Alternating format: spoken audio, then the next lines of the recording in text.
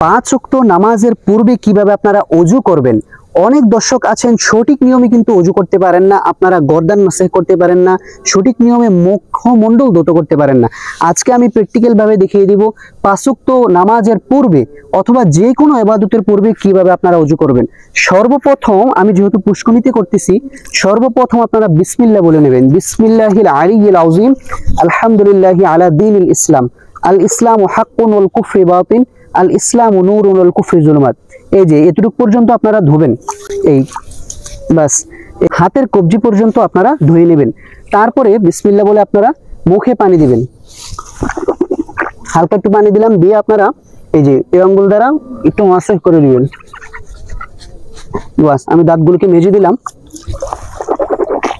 এখন আমরা তিনবার কুলি করব। তিনবার কুলি করা শেষ। এখন আমরা তিনবার নাকে পানি দিব। সঠিক নিয়মে কিন্তু নাকে পানি দিতে হবে। নাকের ভিতরের যত ময়লা আছে সেগুলোকে আপনার সরায় ফেলতে হবে। একবার পানি দিলাম, দিয়ে আমরা সুন্দর করে ময়লাগুলো পরিষ্কার করলাম। আবার দুইবার দিলাম, তিনবার দিলাম, বাস আমাদের নাক পরিষ্কার করা শেষ। এখন আমরা মুখমণ্ডল পুরাটাকে ধৌত করতে হবে। এই যে চুলের যে গোড়া আছে, গোড়া থেকে একেবারে থুতনি পর্যন্ত, এক কানের লতি থেকে অপর কানের লতি পর্যন্ত পুরাটা মুখমণ্ডল একবার ধৌত করা হচ্ছে ফরজ, তিনবার ধৌত করা হচ্ছে সুন্নত। আমরা তিনবারই ধৌত করব। একবার পানি নিয়ে সুন্দর করে আমরা ধৌত করে দিলাম, একেবারে চারদিক দিয়ে ঘুরে দুইবার দিলাম, তারপরে আমরা তিনবার দিয়ে দিলাম। মনে রাখবেন মুখে যখন পানি দিবেন তখন জোরে পানি দেওয়া যাবে না, তাহলে কিন্তু মাকরুহ হয়ে যাবে, আস্তে আস্তে পানি দিতে হবে। এখন আমরা ডান হাতের কোনোই পর্যন্ত তিনবার ধৌত করব। এই একবার পানি দিলাম, দুইবার ধৌত করলাম, তিনবার ধৌত করে নিলাম ডান হাতের কোনোই। এখন আমরা বাম হাতের কোনোই পর্যন্ত তিনবার ধৌত করব সুন্দর করে। এই আমাদের বাম হাতের কোনোই তিনবার ধৌত করা শেষ। ওযুর ফাঁকে ফাঁকে একটি দোয়া পড়বেন, আল্লাহুম্মা গফিরলি যামবি ওয়া ওয়াসি'লি ফি দারি ওয়া বারিক লি ফি রিজকি। মনে রাখবেন ওযুতে গুরুত্বপূর্ণ চারটি ফরজ আছে। নাম্বার 1 হচ্ছে অবশ্যই আপনাকে মুখমণ্ডল একবার ধৌত করতে হবে। নাম্বার 2 দুই হাতের কোনোই পর্যন্ত একবার ধৌত করতে হবে।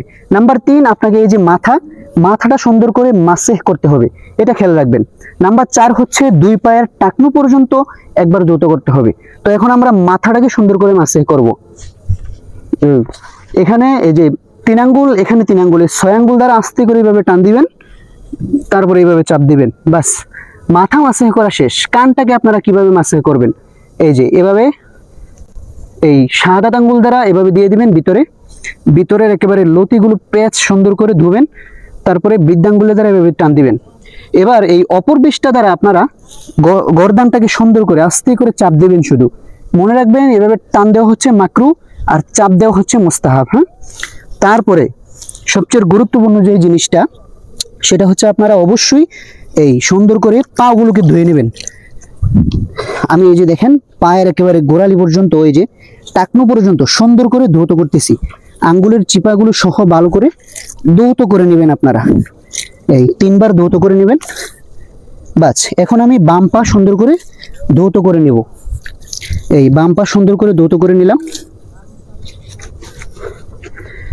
বাস আমাদের বাম পা ধৌত করা শেষ।